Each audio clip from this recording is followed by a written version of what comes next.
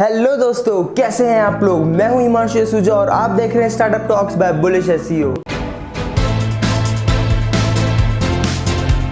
आज के एपिसोड में हम लोग बात करेंगे कि स्टार्टअप की वैल्यूएशन कैसे वर्क करती है। ये तो सब जानते हैं कि किसी भी स्टार्टअप के लिए फंड रेज करना बहुत ही मुश्किल और इम्पोर्टेंट काम है एंड एक सक्सेसफुल बिजनेस स्टैब्लिश करने के लिए स्टार्टअप को बहुत सारे फंड रेजिंग राउंड से जाना पड़ता है, जैसे कि pre seed, seed and series round. अगर हम सीड स्टेज की बात करें तो फंड रेज करने का टाइम और अमाउंट मेन मैटर करते हैं। टाइमिंग बहुत इंपॉर्टेंट है फाउंडर्स और स्टार्टअप्स के लिए, क्योंकि हो सकता है अगर फाउंडर्स और स्टार्टअप बहुत ज़्यादा टाइम लगाएं तो हो सकता है मार्केट में कॉम्पिटिशन इंक्रीज हो जाए, और अगर जल्दी आ जाए तो भी रिस्क है, क्योंकि मार्केट में वो चीज वो प्रोडक्ट अभी रेलेवेंट ही नहीं है। यही फंड रेजिंग का टाइम होता है जब हमें अपनी कंपनी की वैल्यूएशन जाननी होती है। What is startup valuation? Simple शब्दों में स्टार्टअप वैल्यूएशन एक प्रोसेस होती है किसी भी स्टार्टअप या कंपनी की वैल्यूएशन या उसकी वर्थ निकालने में। सीड फंडिंग राउंड के दौरान इन्वेस्टर किसी स्टार्टअप में फंडिंग डालता है कंपनी की इक्विटी के बदले। इसलिए वैल्यूएशन इंपॉर्टेंट होती है एंटरप्रेन्योर्स के लिए, क्योंकि यही चीज डिटरमाइन करती है कि हम कितनी इक्विटी इन्वेस्टर को देते हैं फंड्स के बदले। वैल्यूएशन इन्वेस्टर के लिए भी बहुत इंपॉर्टेंट होती है, क्योंकि वो भी जानना चाहता है कि उसे कंपनी का कितना शेयर मिलेगा फंड्स के बदले जो उसने सीड स्टेज में इन्वेस्ट करे हैं। सो fundamentally startup valuation can really be a deal maker और ब्रेकर। सीड फंडिंग राउंड्स में किसी भी इन्वेस्टर को एक हाई फिगर कोट करो, भले ही आपकी कंपनी में कोई रेवेन्यू जनरेशन नहीं हो रही हो, लेकिन इस केस में फिर एक्सपेक्टेशंस थोड़ी सी ज़्यादा हो जाएंगी।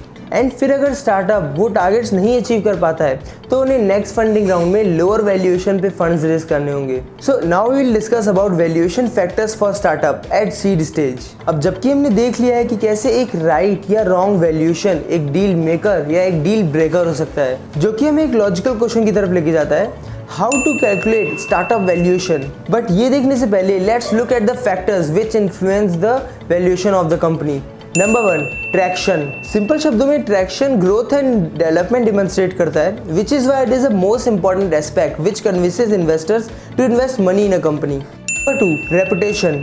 वैल्यूएशन राउंड में आगे बढ़ने से पहले फाउंडर्स को ये इंश्योर करना पड़ता है कि क्या उनकी मार्केट में पॉजिटिव इमेज है भी या नहीं। इन्वेस्टर के लिए सबसे ज्यादा इंपॉर्टेंट फाउंडर की इमेज और उसकी कैपेबिलिटी मैटर करती है। Number 3, prototype. Development of an prototype is a major factor that can influence the decision of an investor. Number 4, pre-valuation revenues. Undoubtedly, revenues important होते हैं किसी भी कंपनी के लिए, as they make it easier for investors to carry out the valuation. तो अगर कोई product market में हिट है और रेवेन्यू जनरेट कर रहा है तो वो सारे इन्वेस्टर्स को अपनी तरफ खींच लेगा। डिस्ट्रीब्यूशन चैनल किसी भी स्टार्टअप या कंपनी के लिए बहुत ज़्यादा कॉमन होता है कि उनका प्रोडक्ट और उसकी सर्विस भी प्रीलिमिनरी स्टेज में होते हैं। सो फाउंडर्स को डिस्ट्रीब्यूशन चैनल के लिए केयरफुल रहना पड़ता है, क्योंकि वो डायरेक्ट इंपैक्ट करता है कंपनी की वैल्यूएशन पे। Number 6, the industry. अगर वो स्टार्टअप एक बूमिंग इंडस्ट्री से बिलोंग करता है तो हाई चांसेस है कि इन्वेस्टर्स आपको एक अच्छा प्रीमियम पे करेंगे।